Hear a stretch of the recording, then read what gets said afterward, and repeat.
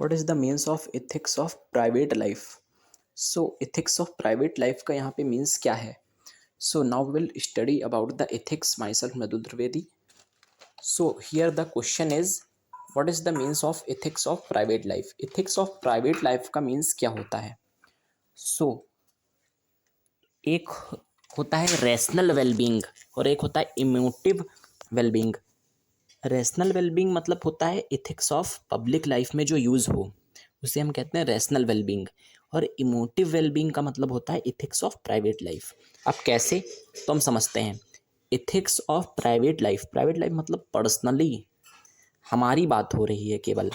Public life का मतलब क्या है, तो पब्लिक लाइफ का मीन्स ये है कि जैसे hospital, road, school, different different institutions, तो जो पब्लिक के बारे में एथिक्स यूज़ होती है उसे हम कहते हैं एथिक्स ऑफ पब्लिक लाइफ।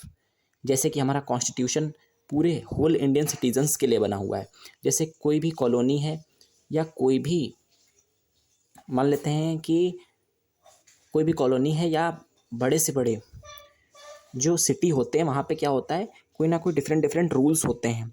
तो वहाँ पे वो पब्लिकली होती हैं, ना कि डिफरेंट डिफरेंट रूल्स हैं वो क्या है, पब्लिकली हैं, ना कि वो प्राइवेट किसी पर्सनल एक पर्सन के लिए होते हैं। लेकिन इथिक्स तो उसे हम कहते हैं रैशनल वेलबींग, मतलब जहाँ पे रैशनैलिटी यानी बुद्धि का, तर्क का यूज़ हो उसे क्या कहेंगे, इथिक्स ऑफ पब्लिक लाइफ।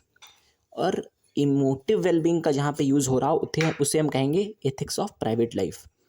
कैसे, इमोटिव का मतलब क्या होता है, जहाँ पे इमोशनल इंटेलिजेंस का यूज़ हो रहा हो। जैसे कि इमोटिव मतलब क्या हुआ यहाँ पे, इमोटिव वेलबींग का मतलब जैसे कि फैमिली है, मैरिज है, या चिल्ड्रन है, या जो भी पर्सनल जॉब किसी की हो, या पर्सनल कोई भी हैबिट हो किसी की, तो या उसे क्या चूज़ करना है कि जैसे यूपीएससी की प्रिपरेशन करे या आईआईटी की प्रिपरेशन करे, तो ये हमारा पर्सनल डिसीजन होगा। तो ये सब यानी पर्सनली हमारी भावनाओं से जुड़ी हुई जो चीज़ें हैं उसे हम कहते हैं इमोटिव वेलबींग। यहाँ पे बुद्धि का यूज़ नहीं होता है, यहाँ पे हमारी तर्क क्षमता का यूज़ नहीं होता है। लेकिन एथिक्स ऑफ पब्लिक लाइफ में किसका यूज़ होता है, रैशनैलिटी का यूज़ होता है, इसीलिए उसे रैशनल वेलबींग कहते हैं। रैशनल का मतलब होता है तर्क प्रधान, और इमोटिव वेलबींग का मतलब होता है जहाँ पे भावनाएं हमारी मुख्य होती हैं। जैसे फैमिली है, मैरिज है, चिल्ड्रन है हमारे, तो या किसी के चिल्ड्रन हो, या कोई जॉब हो कि जैसे आईआईटी की तैयारी करनी है या यूपीएससी की करनी है, तो ये पर्सनल क्या होगा, ओपिनियन होगा उसका, पर्सनल उसकी चॉइस होगी किसी पर्सन की। तो यहाँ पे कौन सी इथिक्स यूज़ होगी, यहाँ पे ethics of private life use होगी।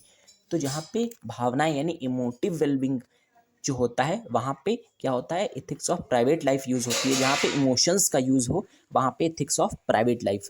तो ये डिफरेंस है इथिक्स ऑफ प्राइवेट लाइफ और इथिक्स ऑफ पब्लिक लाइफ में। और what are the core objective of the private life.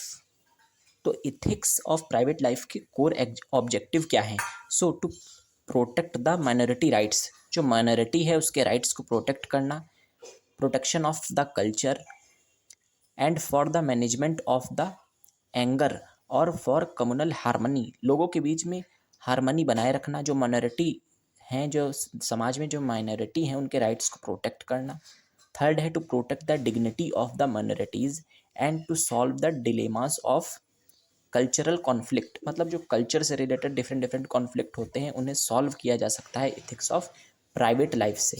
And to protect the equality, liberty and justice in cultural matters. ये core objective है, ये core aim है ethics of private life के। Thank you.